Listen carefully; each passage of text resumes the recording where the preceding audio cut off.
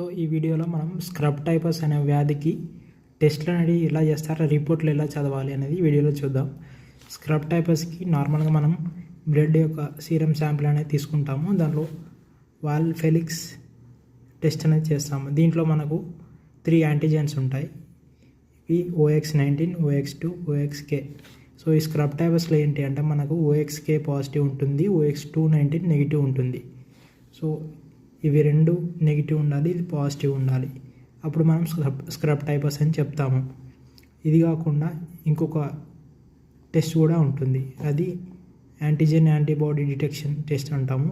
దీంట్లో మనకు scrub typhus IgG antibody detection ఉంటుంది, IgM యాంటీబాడీ. అంటే స్క్రబ్ టైపస్ ఉంటే మన బాడీలో ఆ బ్యాక్టీరియాకి మన బాడీ ప్రొడ్యూస్ చేసే యాంటీబాడీస్ని మనం డిటెక్ట్ చేయడం ఇక్కడ. సో ఈ రెండు నెగిటివ్ ఉన్నాయి ఇక్కడ. సో IgM అంటే రీసెంట్ ఇన్ఫెక్షన్.